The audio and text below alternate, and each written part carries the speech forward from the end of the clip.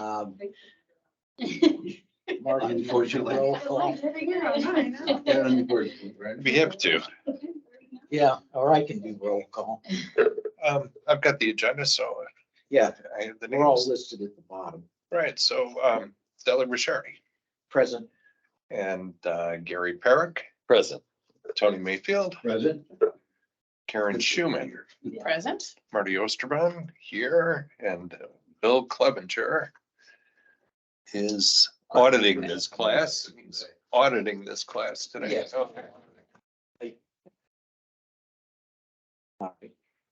We have a quorum. We have, we all stand for the pledge of allegiance. Pledge allegiance. To the flag of the United States of America and to the republic for which it stands, one nation, under God, indivisible, with liberty and justice for all.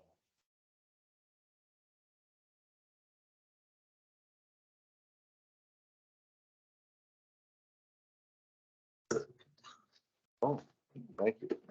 Great. I got an extra one. It's 2 pages. Oh, yeah. You're good. It's not big. Didn't have time. We do the same page though. That's all right. Well, Maybe it wasn't supposed to. everybody has received the draft minutes for 12/19/2022 regular meeting. Do I have a motion to accept?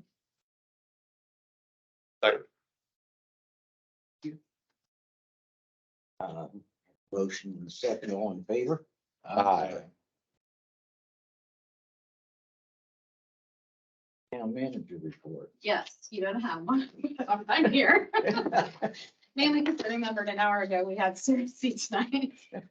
The only thing new that I have to report on is that for the Ready Grant Dunes project, the town attorney, as well as our Barnes and Thornburg attorney that you all have used to establish TIP in the past, and Baker Tilly, Sally as chair of CRC, Clevenger as president of town council, met with the developer and their attorneys, as well as the town attorney, discuss moving forward and what the schedule would look like for establishing TIP, what next steps are.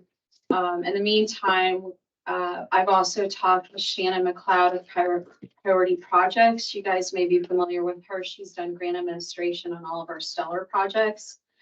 Shannon has agreed to submit a proposal to administer the Ready Grant side of that project.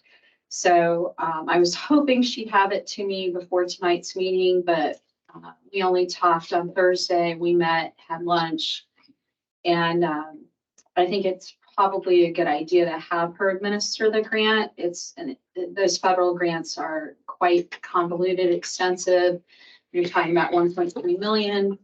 To hire Shannon, if you use grant dollars toward it, we would have to go through procurement and go with a number of different interviews, or we can use part of our local match dollars from CRC, or we could use town council dollars to hire her. So once I get a proposal, I'll present that to you as well as council, and see if you're agreeable to using local match dollars for that administrative fee. They have a lot of paperwork they're expecting from us, and she's administering a Ready Grant in another community. She's obviously administered several federal grants for us, and is considered top notch in the state. And then as far as moving ahead, Barnes and Thornburg and Baker Tilly will be involved in that process. Once they figure out the financing mechanism and some of the details, I'm sure the Town Council and Redevelopment Commission will be pulled into those discussions. They're going to meet with the developer again. Jim Clevenger is in the loop on those discussions. So I just wanted you to know that those meetings are taking place and get you up to par on that. The stellar projects that we have in the works that you've matched dollars for, we don't have any change in status on that right now. And that's really about it. There's probably won't change in status until it warms up.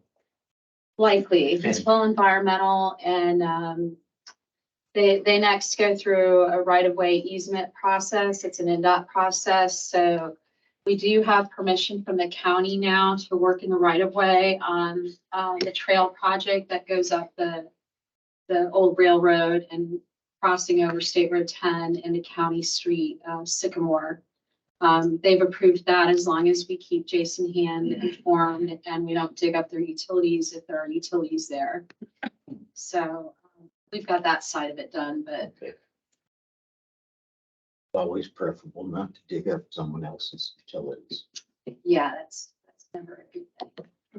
And then the surf contract, just as an FYI, it's now in surf's hands.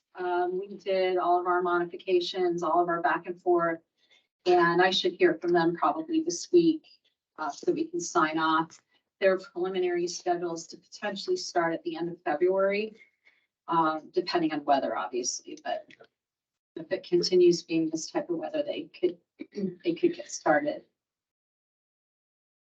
I should take this moment, since she's finished with her, to remind everybody that the meeting's being recorded on Microsoft Teams.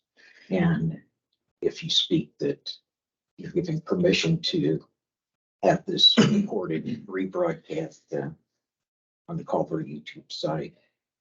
And remind everybody to turn their cell phones off or mute them. And if I get up and leave around 5:30, 5:40, it's just because I'm headed to another meeting. So Okay, if anything else comes up, just drop me in. will do. Does anyone have any questions for Jenny? In She's still in the here. interest of making sure my notes are accurate, the meeting you described before, did that include the developer? Yes. Thank you.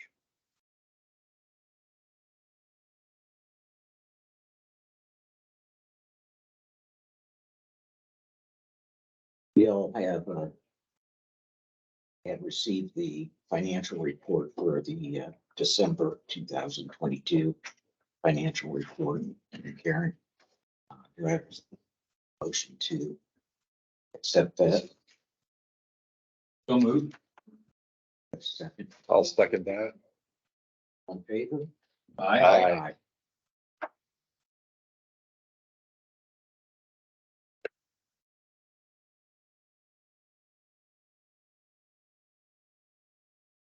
We also have a few claims that you should have all received from Karen as well.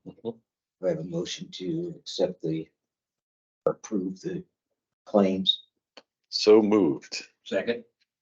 All in favor? Aye. Next item on the agenda under new business is Amber Cowell. Request. I think I got it. Hello, everyone. Aye. So I'll just hand out sheets. I don't know if you guys have had a chance to get eyes on this yet. So this is the proposal I put together, for the Culver and Lake Max Kentucky Visitor Center funding request for 2023. I haven't run so I can kind of go through and give any details or questions you guys have about any of them. This funding request for $23,700 would support 8 key projects for 2023.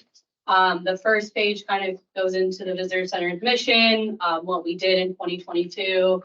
And then after that lays out each project. The first project is the Lakes Magazine, something we do very consistently. I also have samples of everything that we did in 2023. I brought those along with me in case you're curious what those ended up looking like.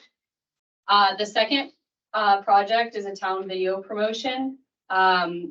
This came to fruition when I came across a video that Chuck Production did for Culver Pediatrics. I don't know if you guys saw that video, but it kind of blew up.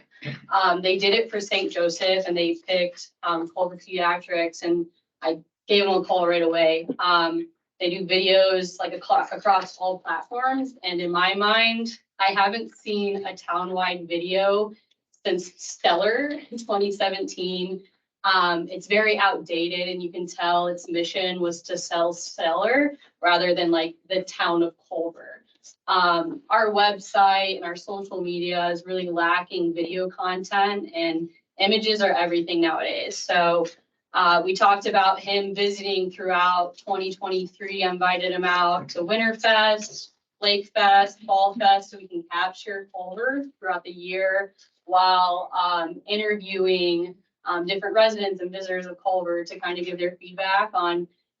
Although our goal is visitors, this actually serves as another tool to promote future residents of Culver as well.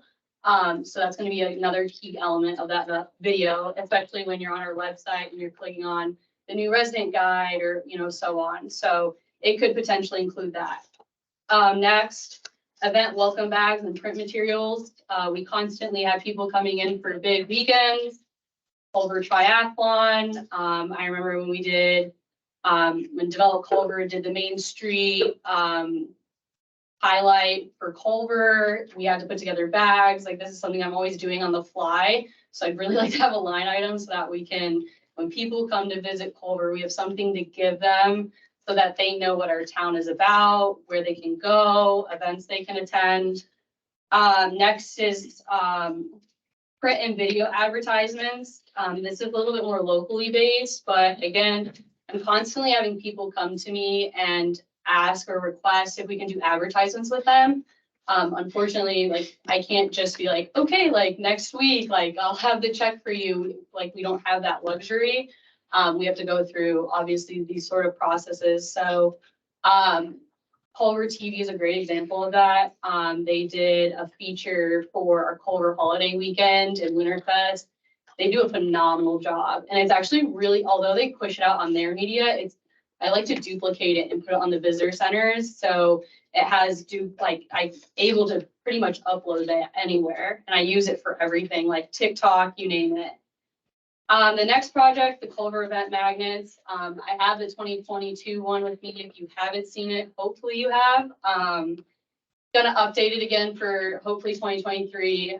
I want to get a QR code on there this time though, so they can see the full event schedule. I didn't think of that in 2022.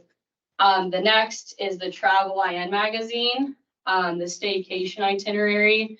I have that with me if you want to see it. It was a beautiful preview in Travel IN. Traditionally, CRC would fund indie monthly. I was like, we should change it up so we're hitting different audiences. We shouldn't keep pushing the same magazines because they have different people reading those. The next is social media influencer coverage. I came across this influencer. Her name's Indiana Hannah. She does, I came across her on TikTok actually, and I had some people sending me stuff from her. She does itineraries for cities and communities and towns throughout Indiana.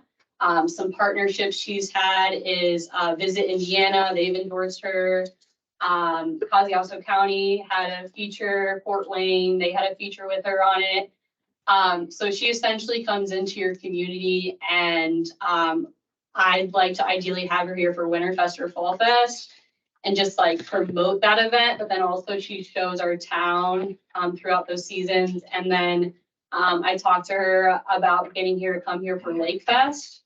I actually partnered with a local Airbnb to host her during her stay, because she does stay features as well. So they offered me that stay for free, a local Airbnb owner. And you'll see here, we put together a destination visit for the winter and a destination visit for the summer. So if the winter one wouldn't work out, we would do the fall just because it is so close. And then the last item, Project 8, is a new visitor guide brochure. I have those stacks there. There's the old one and the sample of the new one. It's not on nice material, nor does it have the map in it that I would update. It's really out of date. And then also, like, QR codes are the new thing.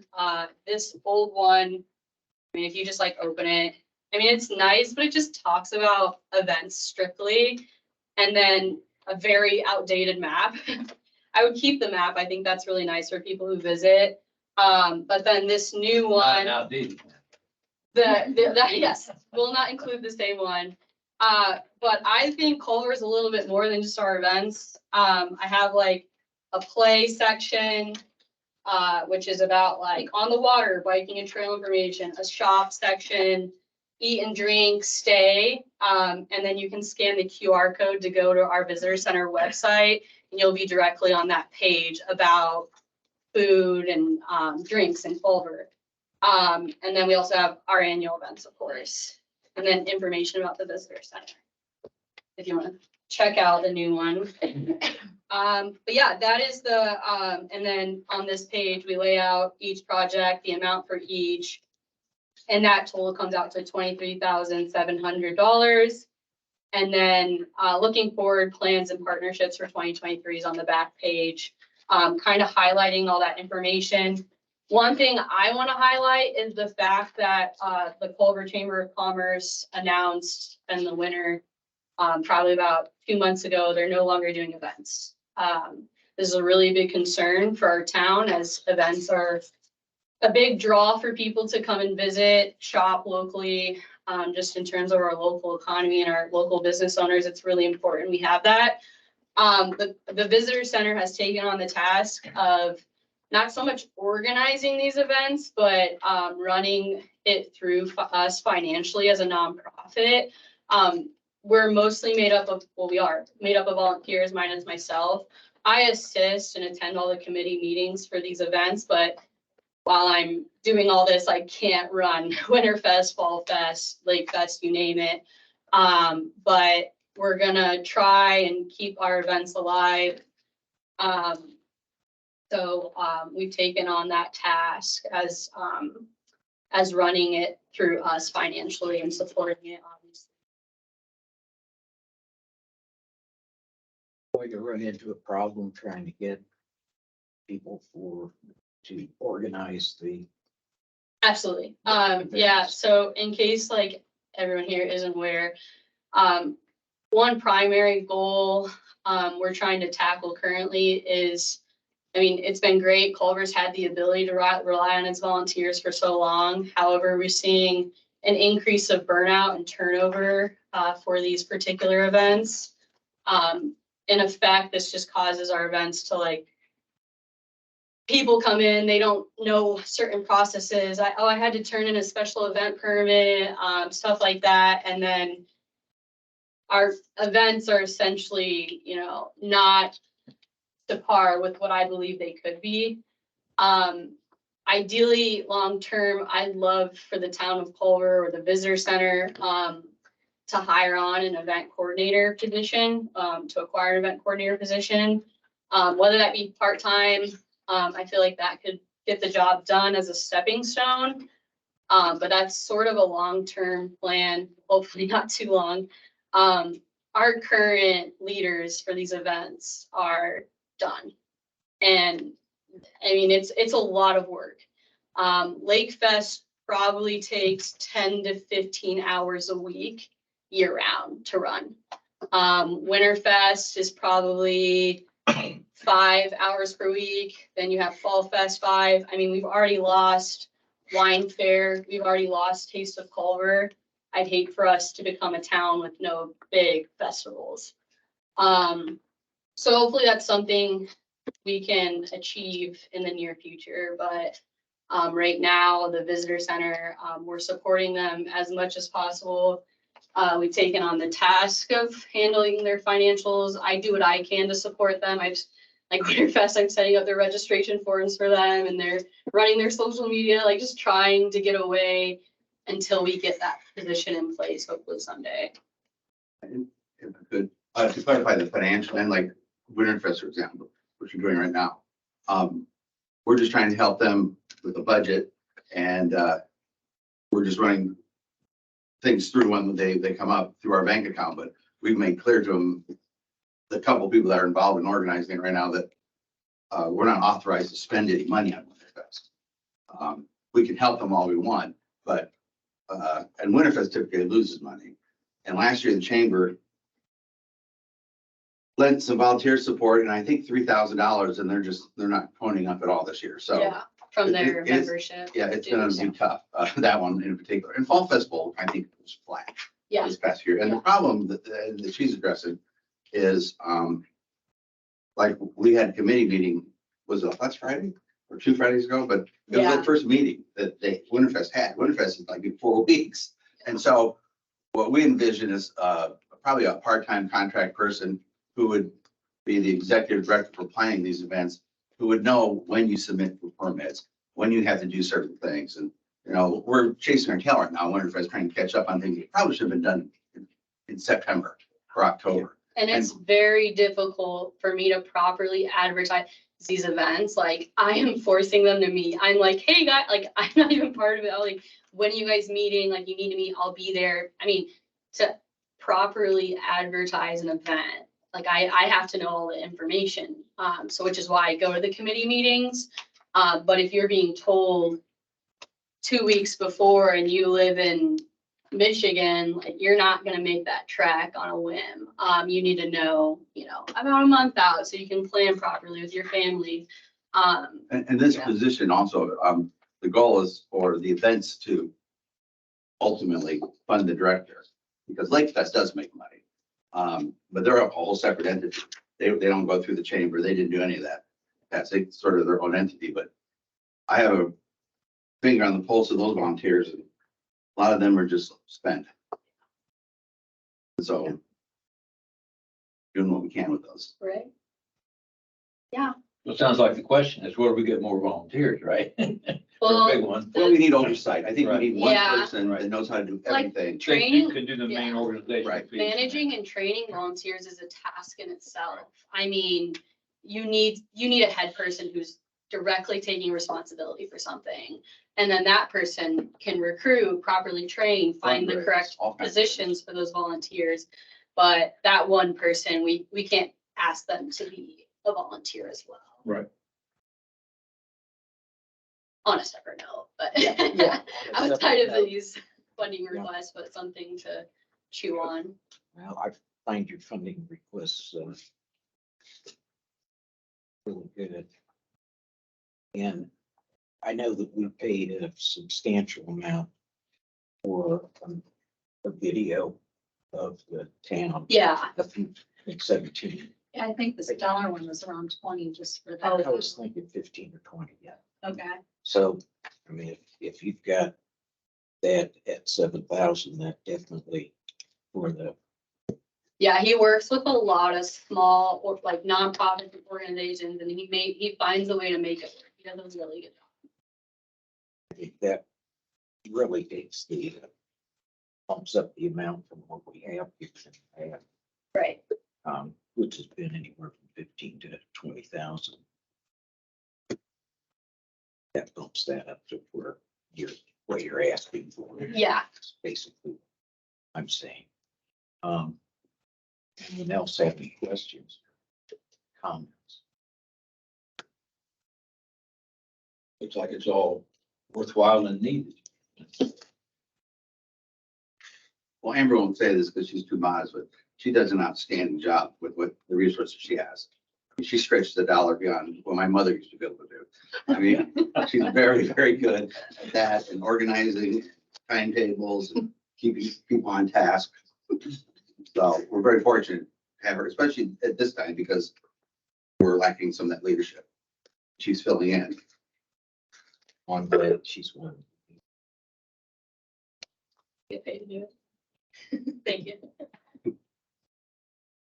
Well, if you guys want to check out, one of this is like all the lakes magazines, and like I would check out the Travel IN one though. It's pretty neat. And then these are the brochures, the old one and the new one. So spend some time with it so you can know what we do and what these funds end up supporting. But Is that pretty good circulation, this kind of thing? I mean, yeah. They're great. And then I got to actually like, they let me like copy and paste all that and put it on our website as like an itinerary. But yeah, they get most of their draws from Indianapolis, which is an obvious investment on our part, since most we get a lot of visitors from Indy. Yeah. I think in there has like the exact, if there's a paper in there that breaks down their reach. We did a lot of Indie monthly ones, and I was like, we need to hit a different audience, like, we should be switching it up. But yeah, I like to do a lot of the stuff at like Kosciuszko County. I'm not trying to reinvent the wheel or anything, so anytime they're doing that sort of stuff, which you can see there's there. I'm like, this is definitely a worthwhile investment, because they're very forward thinking there.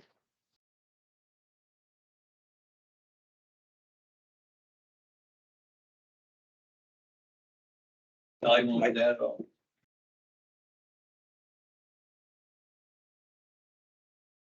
How often does that go out to that age? Well, so it's a completely free magazine, but they just drop it in like main locations, so, yeah, but it goes out once as their monthly feature. And I had a really long conversation with her about the most beneficial one. They're like, do January, every family's planning their vacation in January, like, what are we doing this year? So I was like, that's a really good point, so I laid it out as if like, the vacation you should be taking, and this is what you should do. Makes sense. Well, did we want to vote on that this evening, or did you want to take some time and look at? Comfortable with that? What? I'm good with that. I'm visiting with Indiana Hannah Are right you? now, actually, yeah, it's pretty cool. That's some good stuff. She's well, I'll have like people know I'm from Indiana. They'll send me her stuff, and like when I saw her on my TikTok for you page, I was like, this is so cool. I've never seen like an Indiana focused influencer. So I think Culver is ready for TikTok.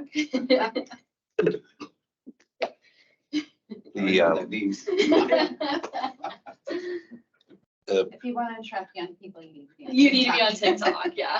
Times that my boys tell me. You don't want to be on Yeah. TikTok. Yeah. Gil, I don't know that that's right.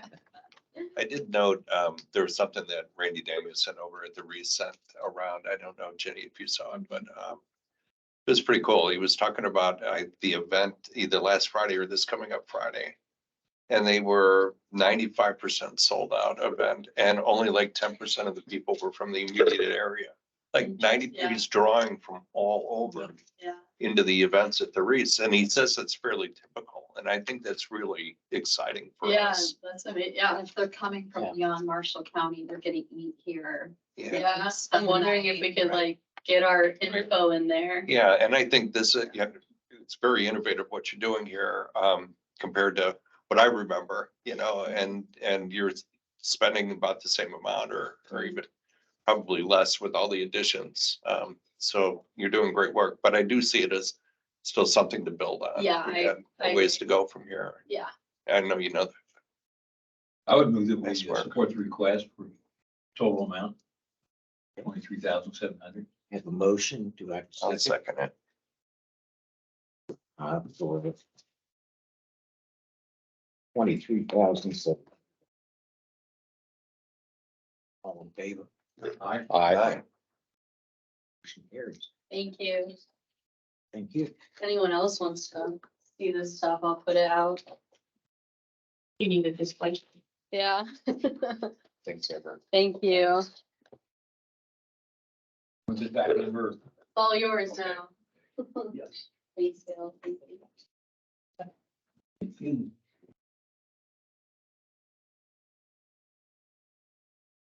The next item on the agenda is John Fox and focus proposal for phase 2 of Lake Culver Tunnel. Thank you, Sally. Let's see what we continue to get both sides which we did here. We have two Yes, copies. of we the got two same thing. copies of the same thing as what you gave us. Well, there's And one. and I, Is it? I'll give you. I That's mean, what I got too. I've actually got, I've There's got a a side copy check. down, so. There you go. Yep, too late. Oh, okay, well, now I have two copies of this. Aren't you special? I don't know, just keeps stacking up.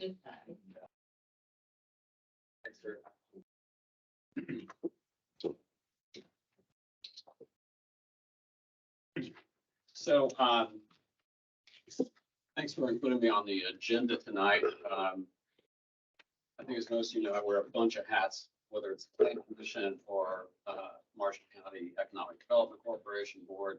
but I'm here as a pure volunteer for Develop Culver tonight to talk about the proposal from EnFocus for Make Culver Home Phase 2.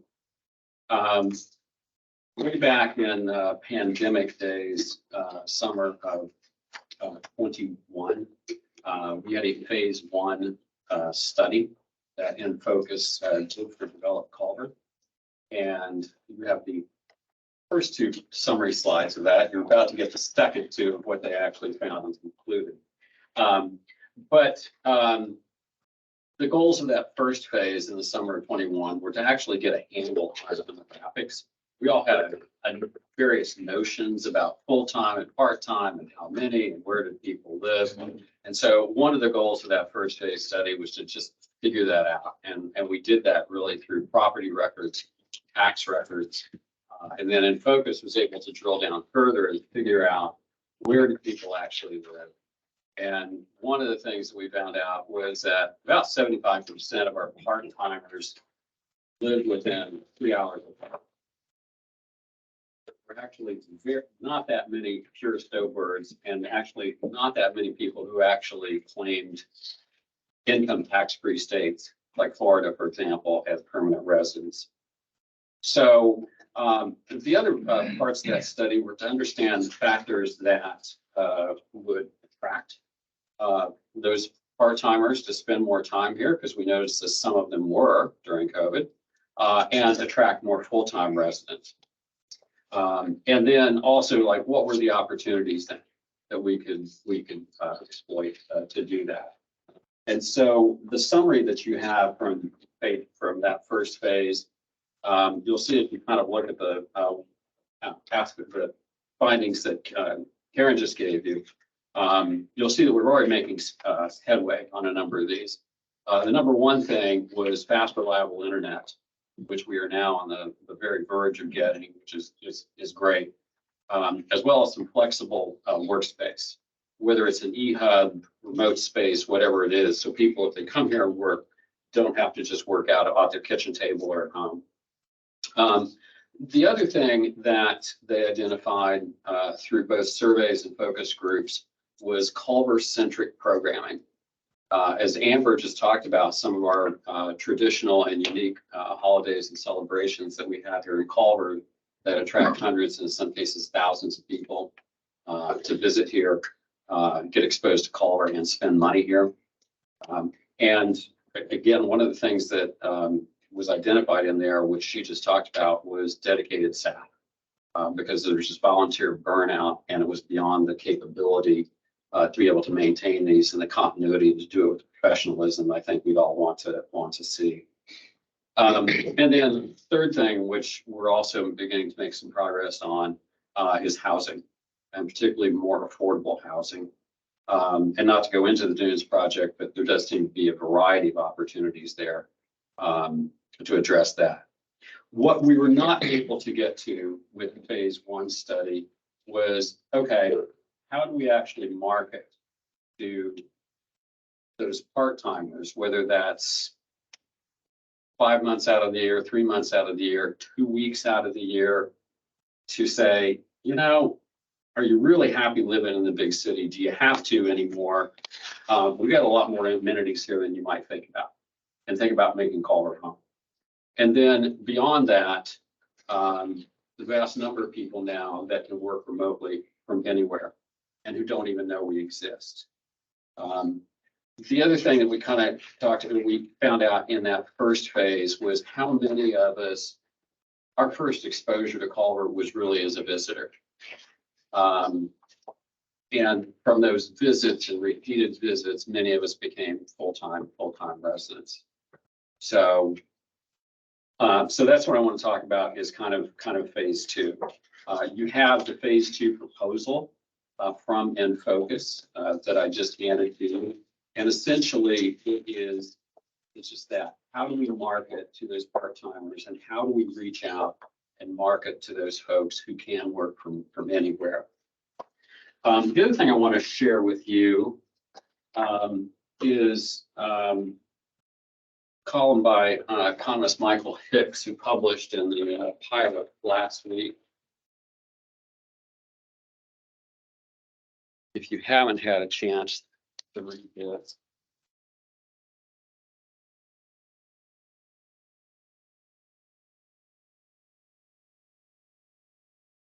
And so Dixon's column was remote work is Indiana's biggest opportunity and its biggest risk. And I have to admit, I was really surprised, and if I had to guess, I would have gotten a lot of these numbers wrong. He shared in terms of remote work. And he starts off by saying 3 years ago in January of 2020, there were 140,000 Hoosiers who were engaged in some form of remote work. Today, that number is just over 1 million. That number is not quite twice the number of Hoosiers who are actually engaged in manufacturing. So we've seen this exponential increase just within Indiana. Also, he goes on to kind of point out that nationwide, there are 36 million people who are fully remote and literally can work from anywhere in the United States. Our son is one of those people. He lives with his wife in Washington, D.C. His boss is in Washington State. I think they have seen each other face to face once, and it works. There's another 31 million people who are remote at least part of the time. And all those people need is a nice place to live, amenities for them and their families, and access to reasonable transportation. And we actually have those things. If you think about our access to major airports, whether it's Chicago, South Bend, Indianapolis, really not that hard to get from here to any place really on the globe that you need to get to. And Michael Hicks also talks about in this column, as he did a previous one, about certain aspects of quality of life, which we have tried to stress here. And for example, Jenny's report on next phase of trails, what Amber has done with Parks Program and Visitor Center. And I think Karen, you also had some thoughts on his comments about quality education. That is the true key why some people choose the town that they're going to live in is the school corporation that exists for their children. And piggyback on that, the childcare that we can provide for their children too. Even though they might be a remote worker or working at home, they still would like childcare for their children so that they can work remotely. It's not something that's in isolation of just people that go to work. So the concept of, first, I would like to talk about Culver Youth Club. It is a wonderful program for students, not just of our school corporation, but for anybody who would come locally. And to promote that, they are in the process of probably developing a campaign to build a building. And that building would have functions for stuff for after school, but the day stuff could be that e-hub, could be that fitness center where people can come and walk during the day.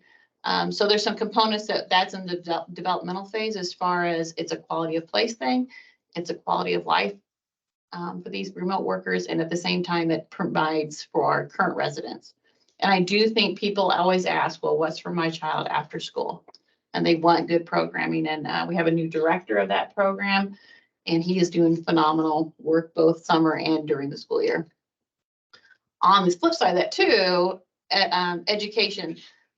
Ever since I became superintendent, the biggest push is to make the connection between the academy and the community schools, and that we should be supporting each other, and we should be growing the town of Culver as a community, and that people who work at the academy or people who have younger children and have high school kids that do attend the academy, if they could remote work and we provide that niche of advertisement of, yes, your senior or your high schooler could go to the academy, but your younger children could come to the Culver Community Schools. And yes, you can work remotely here. That is a great demographic of people that we want to move to Culver. That is a great demographic of people who can afford Culver. There is that concern. But currently, a lot of those, not currently, we've been working on that, and we get about 12 more students every year that are academy connected. We'd like to promote that more as a Culver Community School, and it would be a definite, people know the academy, but then if they come and see, I've gotten a lot of compliments about how the outside of the buildings look since we've done a lot of upgrades as people drive through. So it has brought us some, and now we're working on the insides. But just that continuous Culver as a community that has a great educational foundation for whatever age group you are moving here to, be a remote worker. I think that's a great niche to sell to families. So I want Amber to advertise that in every little thing that she does. I'll put you in our video, Karen. Yes, I would That's love a that. critical element. If you're gonna get a family to come here, they have children that age, you know, that's a big piece. Yeah, and just in terms of kind of process, to take a step back, Amber on the agenda tonight also kind of illustrates kind of the relationship and the different kind of functions, complementary functions of the visitor center and Develop Culver. I mean, certainly one way of looking at it is Amber's job and the visitor center is let's get people here. And one of the aspects of Develop Culver is, and let's make them residents and have them spend more time here and eventually come to live here. Hicks makes the point in his column, which I just agree with, is because smart communities that are prospering are no longer chasing businesses, they're chasing people. They're chasing people who are bringing their own work and their own entrepreneurship to the town. So the proposal from EnFocus, I won't kind of go through each of these key activities, beginning at the bottom of page 1 and going on to the top of page 2.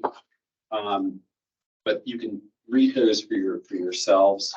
And the proposed timeline is they would start work next month in February, and they would conclude in May.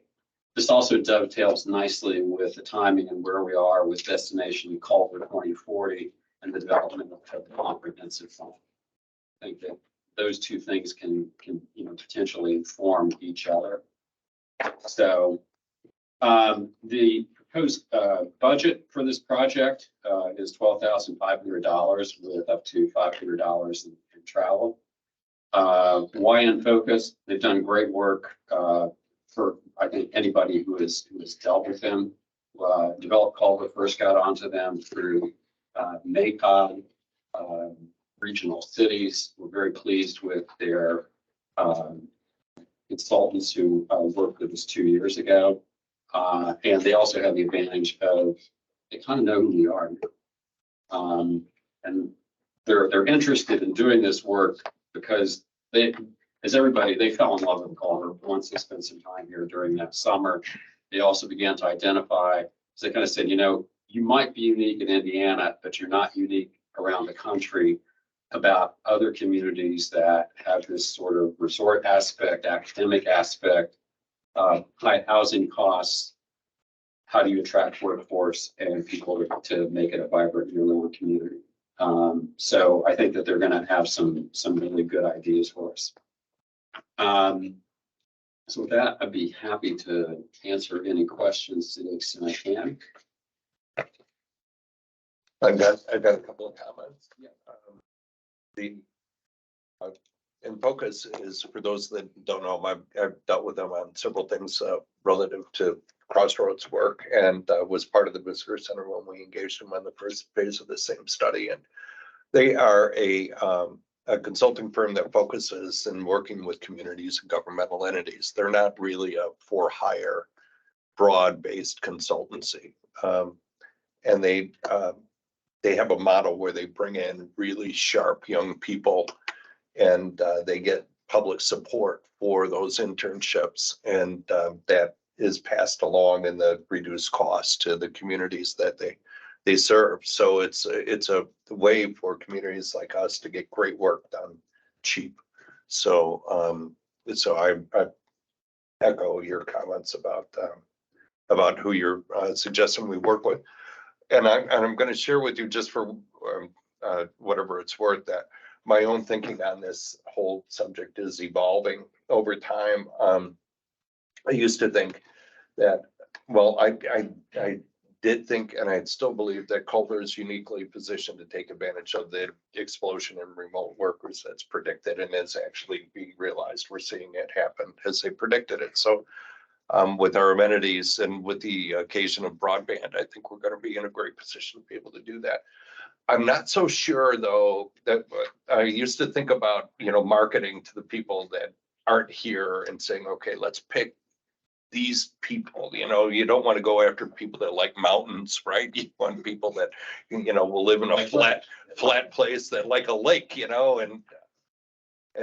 target this demographic. And I'm not so sure that that the research is supporting that kind of effort. There's towns out there that will give you discounts on your property taxes, or pay your closing costs or something like that to entice you to move. And I'm not sure those programs are working out so well, but rather if you improve the amenities for the people that are already here, you start to attract more like-minded people, and that's the easy way to grow.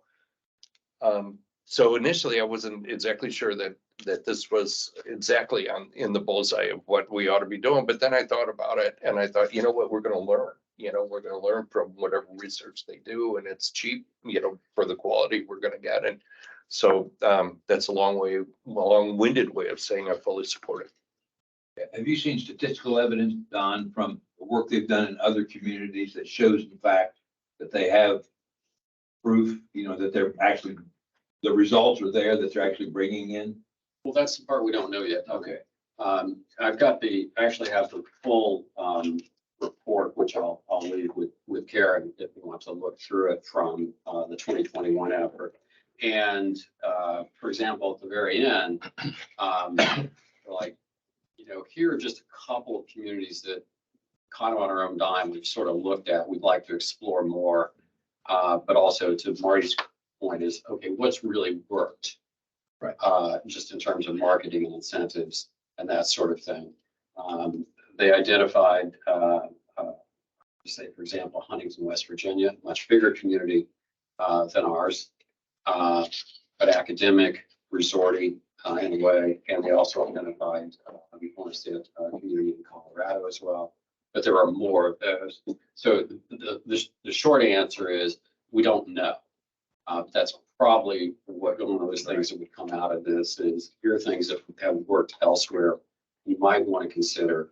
Here are things that have not worked so well. And could be, some things may work in one area and may or may not work somewhere else. We might also get some of the things, for example, Amber mentioned Indiana, Hannah. Now enlightens, first time I've heard of Indiana. Hannah was tonight, but I'm going to go check her out.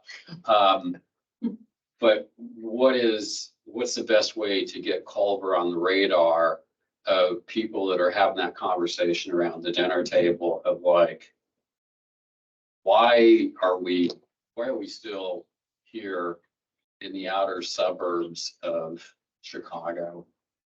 Well, we know we got families coming to the academy that are buying homes in the area and things like this. Right. Some of them may have these younger children. So, how do we get them to make that transfer? How do we get them to make, Exactly. this is not only a destination for my child's high school education, but for our family and for the preceding years, something like that. Yeah, because those families are the future of the town.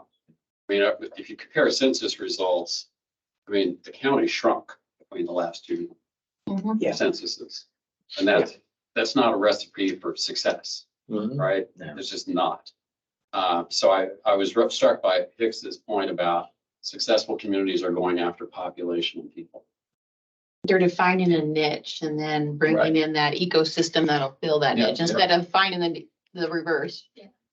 So helping define, that's what I got from when we did this before, was helping the people in the room to talk about what is our niche, what is Culver, and what can it become further. And I'm here before you all tonight because in the fall, I did sort of a preview for town council. I said, we don't have anything from EnFocus yet, but really just kind of, this is where Develop Culver is, what our thinking is, and looking for really kind of guidance and direction.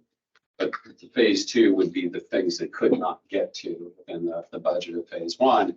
And the guidance from town council was, sounds interesting and more appropriate that when you do have a proposal, bring it to this body. So that's why I'm here tonight.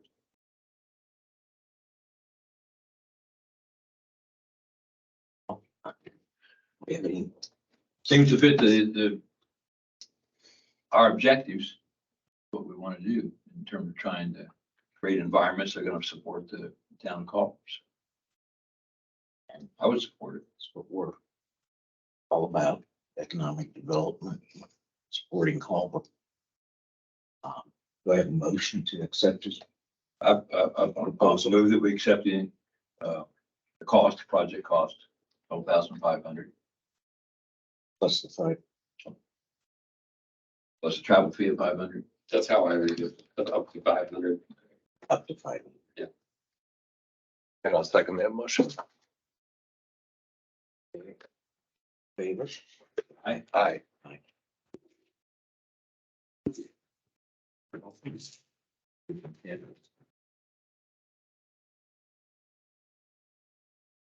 The next item on the agenda is public input. Is there any public input?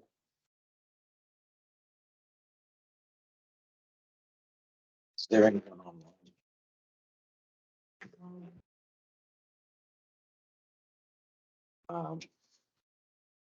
Member input? There none. No. I have none either. So on that, can I have a motion to adjourn and sign claim? So moved. Oh, wait, I can only You vote. can't, I can't move. I can vote. Sorry. Wait, You you can't do either. All in favor? Aye. There I am. Okay.